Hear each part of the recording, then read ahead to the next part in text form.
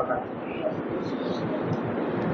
الحمد لله نحمده ونستعينه ونستغفره ونؤمن به ونتوكل عليه ونعوذ بالله من شرور أنفسنا ومن سيئات أعمالنا من يهده الله فلا مضل له ومن يضلله فلا هادي له ونشهد أن لا إله إلا الله وحده لا شريك له ونشهد أن سيدنا ومولانا محمدا عبده ورسوله صلى الله تعالى عليه وعلى آله وأصحابه وبارك وسلم تسليما كثيرا أما بعد قال الله تبارك وتعالى ربنا وبعث فيهم رسولا منهم يتلو عليهم آياتك ويعلمهم الكتاب والحكمة ويزكيهم إنك أنت العزيز الحكيم صدق اللہ العظیم۔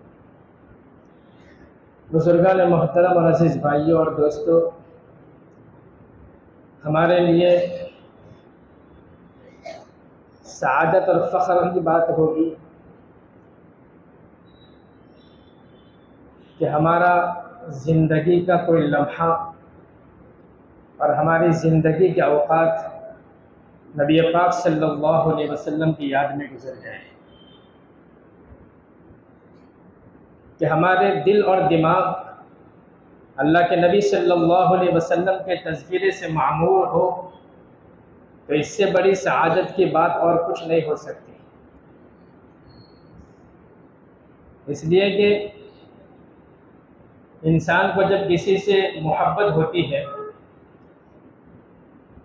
تو اس محبت کی وجہ سے اس کا کثرت سے تذکرہ کرتا ہے، اور جس سے محبت ہے اس کا ذکر ہوتا ہے تو کان اس طرف متوجہ ہو جاتے ہیں اور دل و دماغ بھی اس طرف مائل ہو جاتے ہیں۔ تو انسان کے لیے نبی پاک صلی اللہ علیہ وسلم سے بڑھ کر اور کوئی محبوب نہیں ہو سکتا۔ اس لیے ارادہ کیا ہو کہ نبی پاک صلی اللہ علیہ وسلم کی سیرت کے سلسلے کو کچھ ہفتوں تک بیان کیا جائے۔ یہ سلسلہ کچھ سالوں پہلے بھی شروع کیا تھا اور کئی ہفتوں تک اس کو بیان کر کے اول تا آخر سنایا گیا تھا، لیکن کافی لمبا عرصہ ہو گیا،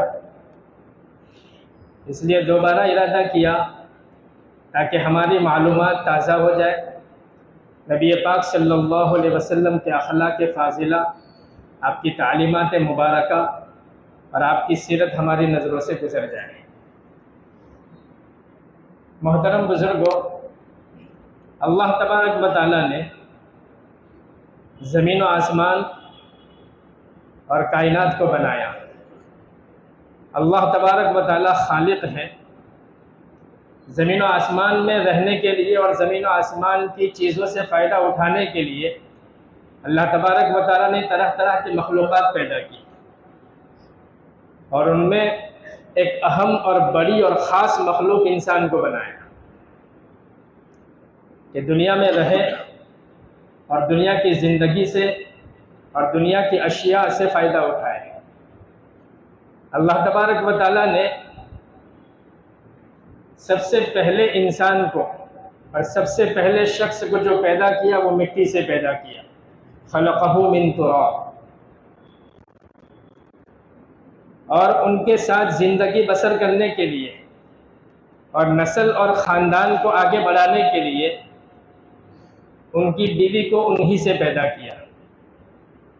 تو سب سے پہلے انسان آدم علیہ السلام ہیں، اور انہی سے ان کی بیوی حضرت حوا کو پیدا کیا گیا۔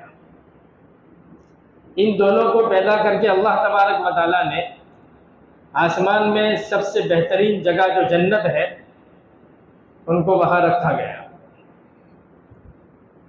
وہاں وہ دونوں اپنی زندگی کے لمحات گزارنے لگے۔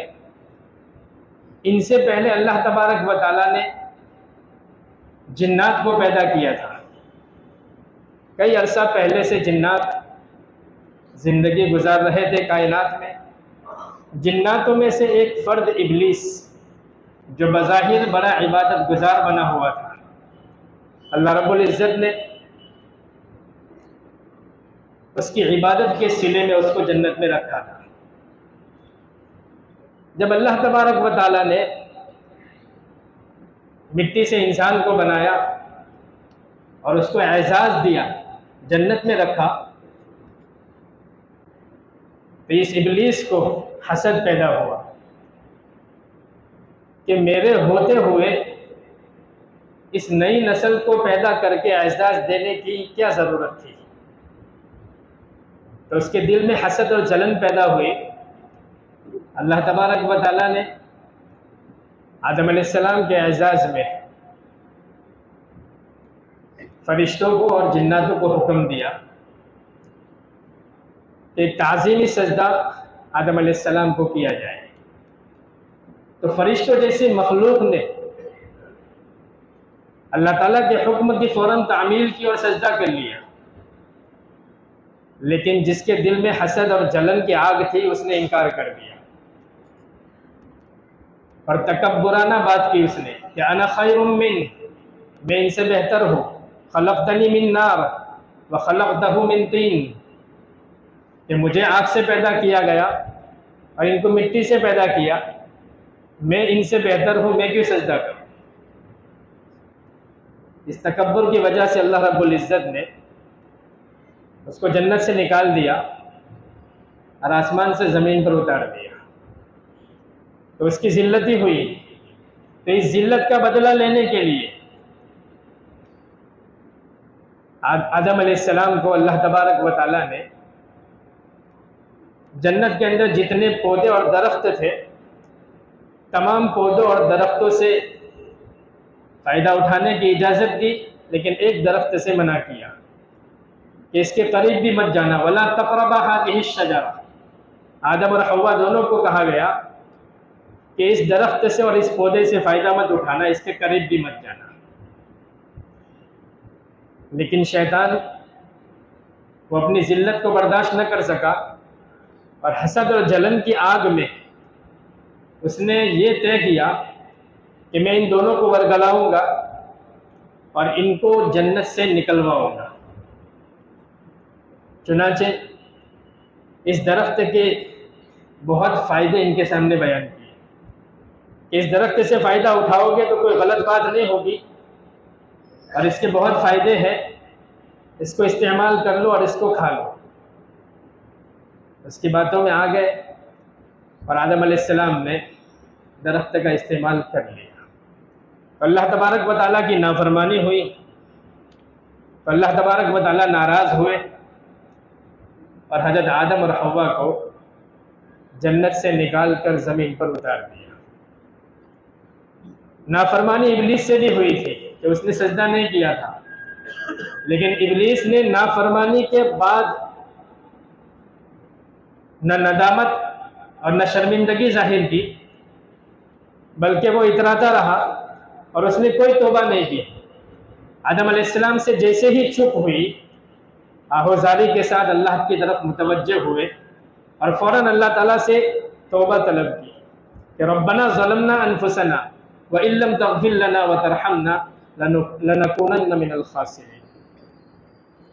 اللہ تبارک و تعالیٰ نے ان کو معاف کر دیا، حضرت آدم اور حوا کو، لیکن چونکہ ان سے نافرمانی کا پہلو ظاہر ہوا تھا کہ اللہ تبارک و تعالیٰ نے جس چیز سے منع کیا تھا اس کو وہ کر بیٹھے، ان سے لغزش ہو گئی، خطا ہو گئی، تو اللہ تبارک و تعالیٰ نے ان کو زمین ہی پر رکھا اور تا قیامت زمین پر رکھنے کا فیصلہ کیا اور ان کے لیے امتحان مقرر کیا کہ یہی تمہارے لیے آزمائش ہوگی کہ نافرمانی کا پہلو جو تمہارے اندر ظاہر ہوا ہے، اب تم اللہ تعالیٰ کے فرما بردار بن کے دوبارہ جنت میں جانے کے مستحق کیسے بنتے ہو؟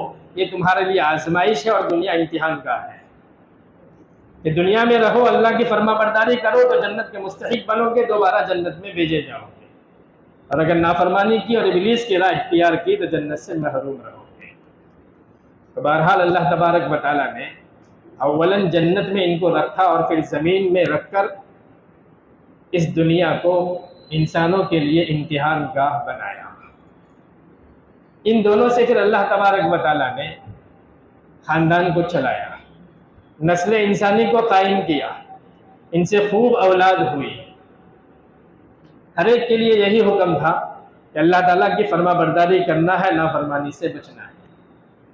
تو انسانوں کو سمجھانے کے لیے اللہ تبارک و تعالیٰ نے انسانوں ہی میں سے اپنا پیغمبر بھیجا، انسانوں ہی میں سے پیغمبر بنایا کہ انسانوں کو گاہے بگاہے سمجھاتے رہے، حسب ضرورت انبیاء مبعوث ہوتے رہے اور انسانوں کو بتاتے رہے کہ دنیا یہ امتحان گاہ ہے، آزمائش کی جگہ ہے، اللہ تعالیٰ کی فرما برداری کرنا ہے، اللہ کی ناراضگی سے بچنا ہے۔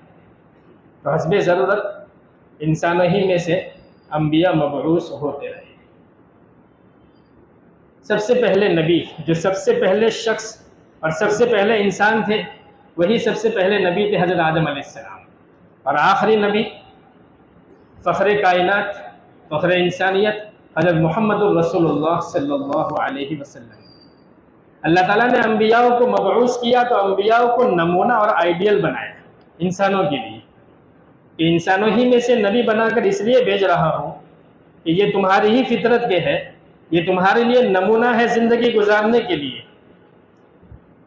یہ جو تمہیں باتیں بتلائے اور جو تمہاری رہنمائی کرے اور جس طرح وہ اعمال کرے تمہیں اسی طرح کرنا ہے۔ اس لیے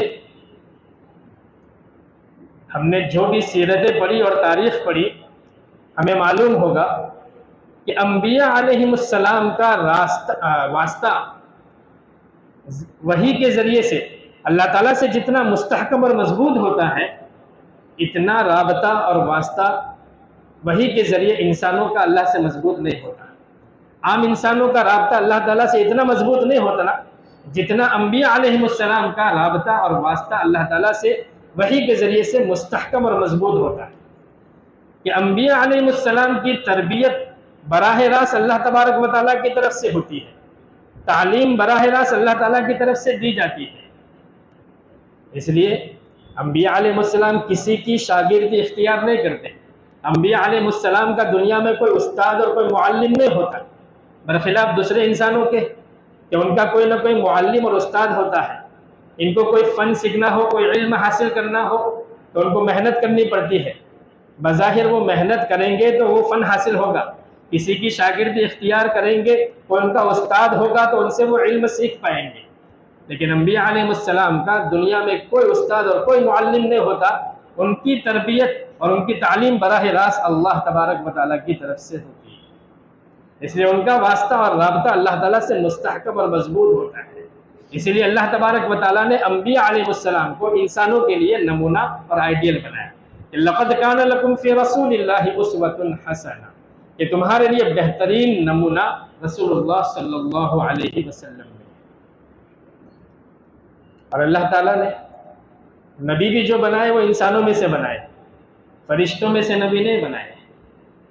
انسانوں کے لیے انسان ہی نبی، یہ اس لیے کہ فرشتے اگر نبی ہوتے تو فرشتوں کی جو فطرت ہے وہ انسانوں سے بالکل مختلف ہے، کہ فرشتوں کے اندر نافرمانی کا مادہ ہے ہی نہیں، اور فرشتے عبادت کرے تو عبادت کرنے میں وہ تھکتے نہیں، ان کو بھوک نہیں لگتی، ان کو پیاس نہیں لگتی، کھانے پینے کی ان کو ضرورت نہیں ہے، اور نافرمانی کا ان میں مادہ ہی نہیں ہے، برخلاف انسان کے کہ اللہ تبارک و تعالیٰ نے انسان میں اچھائی اور برائی دونوں کا مادہ رکھا ہے، اور یہی تو امتحان ہے کہ برائی کا مادہ ہونے کے باوجود وہ برائی سے بچے اور اچھائی کو بجا لائے تو اس کے لیے جنت منتظر ہے۔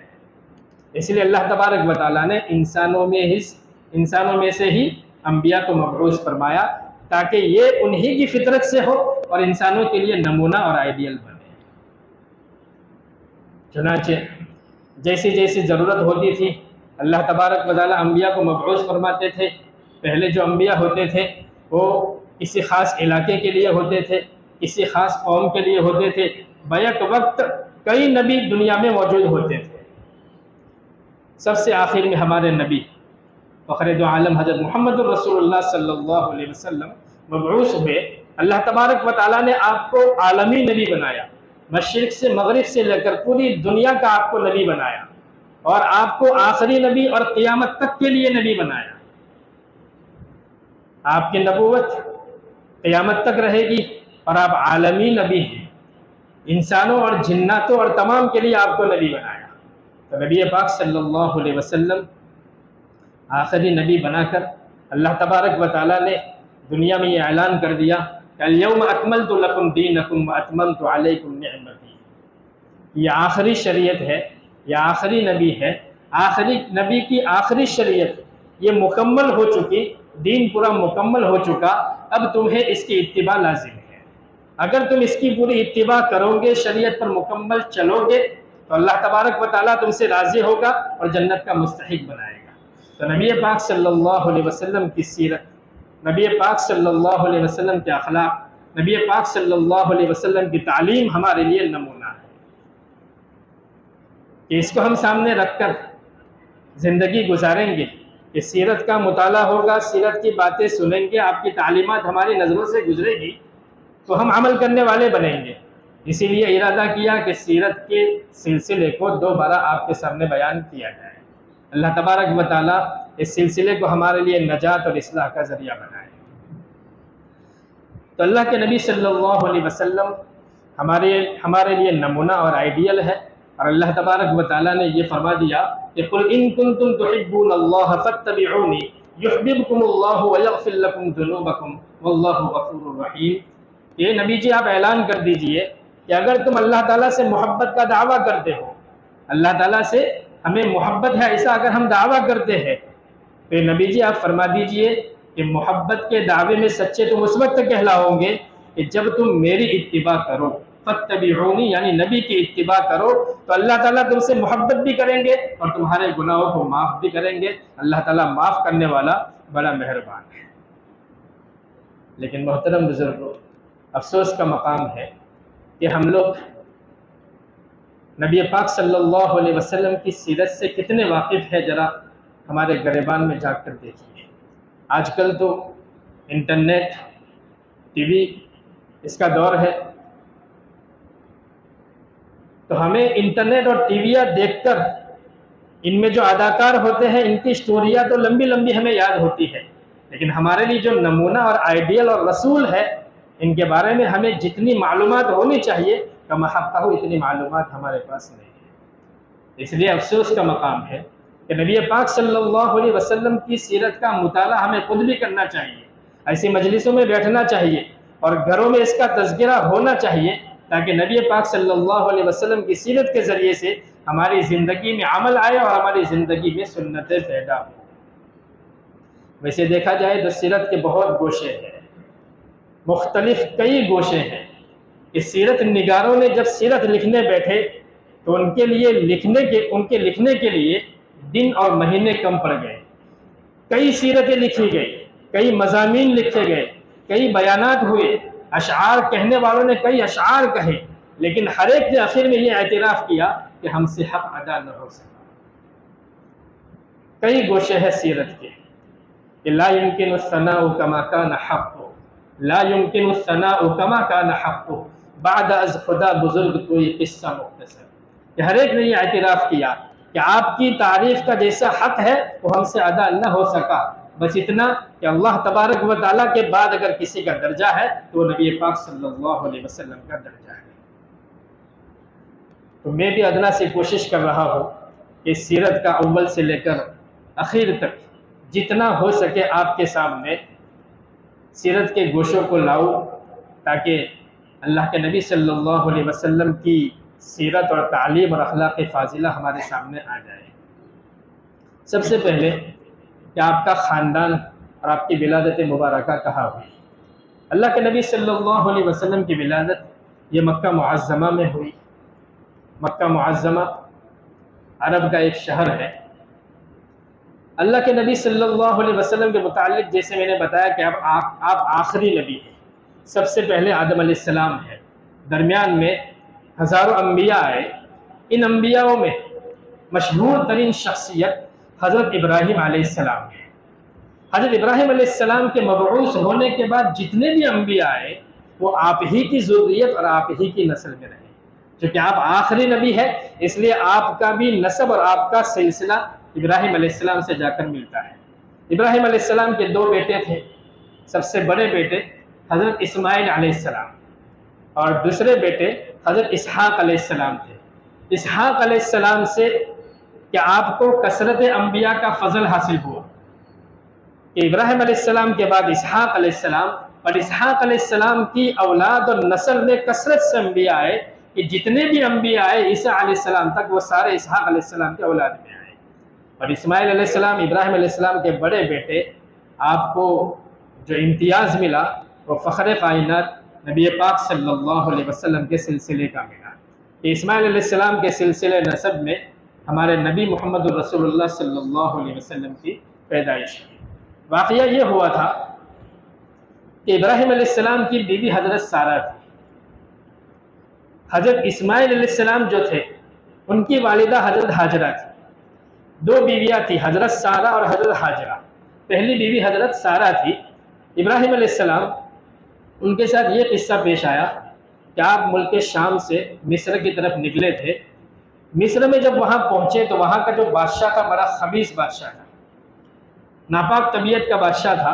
اس نے اپنے کارندوں سے یہ کہہ رکھا تھا کہ ہمارے حدود میں اگر کوئی خوبصورت عورت آوے تو اس عورت کو میرے پاس بھیج دیا جائے۔ حضرت سارہ نہایت ہی خوبصورت، حسین و جمیل، لیکن بڑی عفیف، پاک دامن اور صالحہ عورت تھی۔ جب حضرت ابراہیم علیہ السلام حضرت سارہ کو وہاں سے لے کر گزرنے والے تھے، آپ کو حالات کا علم ہوا تو آپ نے اپنی بیوی حضرت سارہ سے کہا کہ یہاں کا بادشاہ جو ہے بڑا خبیث ہے، لیکن اس کا یہ قاعدہ ہے کہ اگر کوئی شخص کسی عورت کے ساتھ ہوتا ہے اور وہ عورت اگر شوہر کے ساتھ ہے تو وہ اس عورت سے تعرض کرتا ہے، چھیڑ چھاڑ کرتا ہے۔ اگر اس عورت کے ساتھ اس کا بھائی ہوتا ہے تو وہ عورت سے تعرض نہیں کرتا۔ اگر تم کو بلایا جائے اور پوچھا جائے کہ یہ کون ہے تو تم کہنا کہ یہ میرے بھائی ہیں، اور اگر مجھ سے پوچھا جائے گا تو میں یہ کہوں گا کہ یہ میری بہن ہے، یعنی میری دینی بہن ہے، کہ جتنے بھی مسلمان ہیں دنیا میں ہم دونوں ابھی مسلمان ہیں اور مسلمان آپس میں بھائی بہن ہوتے ہیں، اس لیے ہمارا کہنا یہ ٹھیک ہوگا۔ لیکن کارندوں نے دیکھا کہ خوبصورت عورت ہے تو انہوں نے بلا تحقیق کے حضرت سارہ کو بادشاہ کے پاس بھیج دیا۔ بادشاہ ناپاک طبیعت کا تھا، اس نے برے ارادے سے جب اپنا ہاتھ بڑھایا حضرت سارہ کی طرف، اللہ تبارک و تعالیٰ نے حضرت سارہ کو بچپن ہی سے عفیف اور پاک دامن اور صالحہ بنایا تھا، لہذا انہوں نے فوراً وضو کیا اور نماز کے اندر مشغول ہو گئے، اور اللہ تعالیٰ سے نماز کے بعد دعا کی کہ اللہ میں نے زندگی پاک اور عفیف گزاری ہے اور تیرے پاک بندے کے ساتھ میں رہتی ہوں، مجھے اس کے شر سے اور فساد سے بچا لے۔ اللہ تعالیٰ نے فوراً دعا قبول کر لی، اور وہ بادشاہ کہ جس نے ناپاکی کا ارادہ کیا تھا، اللہ تبارک و تعالیٰ نے اس کے ہاتھ پاؤں کو شل کر دیا اور اس کا دم گھٹنے لگا، ہاتھ پاؤں دے مارنے لگا۔ تو دم گھٹنے کی وجہ سے حضرت سارہ کو یہ فکر ہو گئی کہ کہیں یہ اسی حالت میں مر نہ جائے اور میرے سر پر اس کا وبال آ جائے، اس لیے انہوں نے اللہ تعالیٰ سے دوبارہ دعا کی کہ اللہ اگر یہ مر گیا تو اس کا بھگتان میرے سر پر آئے گا، اس کو ٹھیک کر دیجئے۔ جب وہ ٹھیک ہو گیا تو دوبارہ اس نے خباثت کرنا چاہیے، پھر اللہ تبارک و تعالیٰ نے وہی اس کی حالت کر دی۔ کئی بار اس کے ساتھ ایسا ہوا، لیکن پھر اس کو یقین ہو گیا کہ یہ کوئی معمولی عورت نہیں ہے۔ اپنے کارندوں کو بلایا اور اپنے کارندوں سے کہنے لگا کہ تم کون سی جناتن کو میرے پاس لائے ہو، لیکن دل میں حضرت سارہ کی قدر بڑھ گئی تھی، حضرت سارہ کی عظمت اس کے دل میں بڑھ گئی تھی کہ یہ معمولی عورت نہیں ہے، لہذا ان کو جب رخصت کیا تو بڑے اعزاز اور عزت کے ساتھ ان کو رخصت کیا، کہ اپنی جو بیٹی تھی شہزادی حضرت ہاجرہ، ان کو خادمہ کے طور پر، ہدیے کے طور پر دی، کہ اس نے یہ سوچا کہ یہ معمولی عورت نہیں ہے، میری بیٹی کا میرے گھر میں ملکہ بن کر رہنا بہتر ہے اس سے کہ خادمہ بن کر ان کے گھر میں رہے، لہذا حضرت ہاجرہ کو حضرت سارہ کے حوالے کر دیا۔